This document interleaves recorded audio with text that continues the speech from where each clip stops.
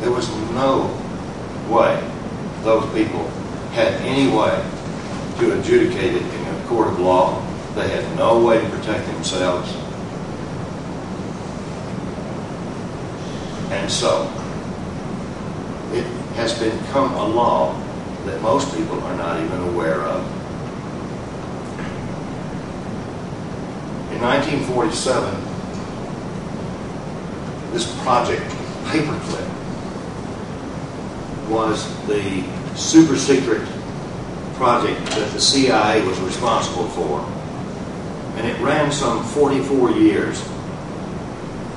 They moved the families and these scientists, some 900 scientists, supposedly all rocket scientists.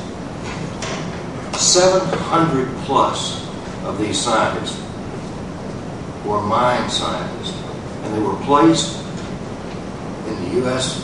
universities, corporations, in a holding pattern until they could figure out what they were going to do.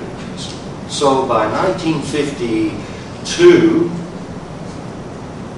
a CIA operative, field operative, who was in South Korea, released a news item through UPI, United Press International, that included a term that no one had ever heard: brainwashing. They said the Chinese were using a technique called brainwashing, and that they could take a soldier and send him back to his troops or send him back to his country.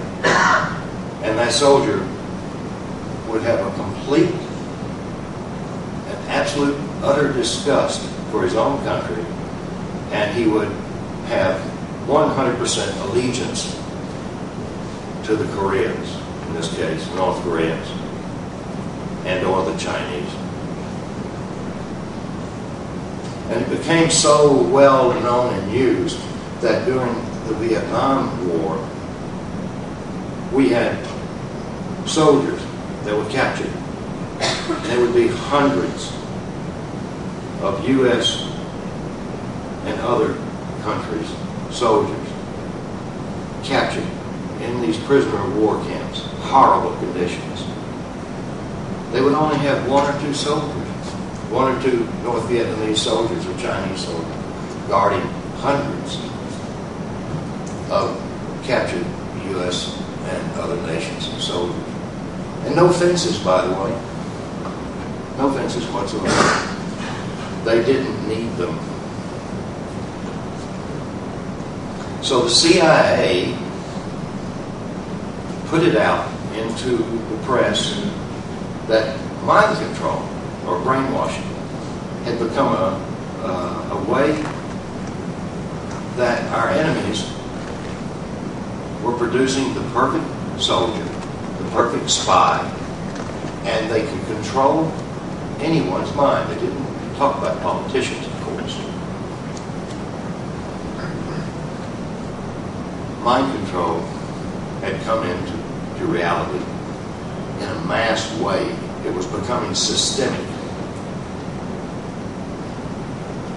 Cults, many religions,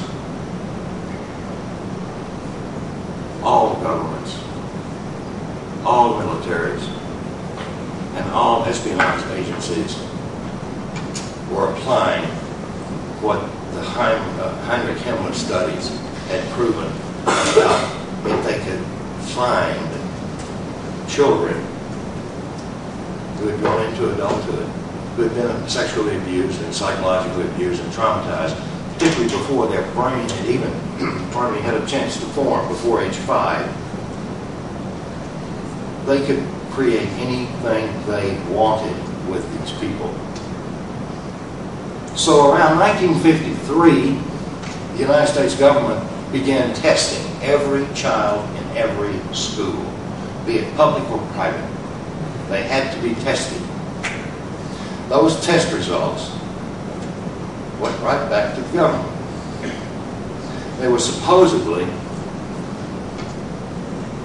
IQ tests. masking the true purpose, which was to determine which people would be the future recruits for the intelligence community, for politics, and of course, for other government jobs where robotic mind control would be effective.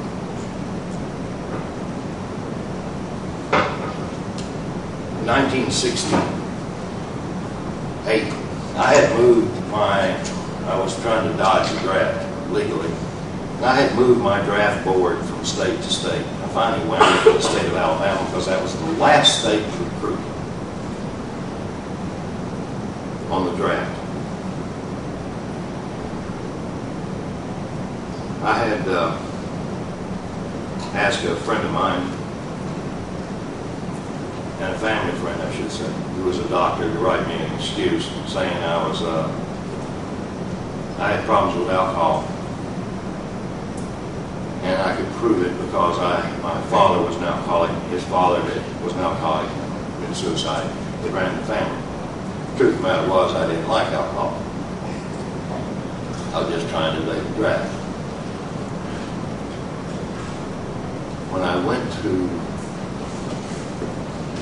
When I was called for the draft and they gave me my physical, there was about 5,000 young men at Maxwell Air Force Base in southern part of Alabama. And I heard the name Margaret Phillips called out a couple of times. And then they said Margaret Ewing Phillips. And I knew it was me.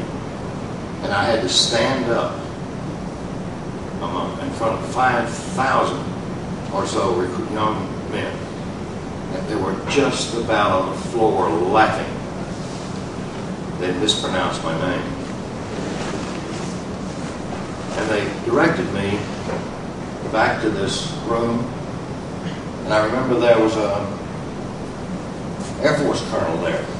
And there was an Army major, if I remember correctly. I didn't know much about the military. I was later told that was their rank.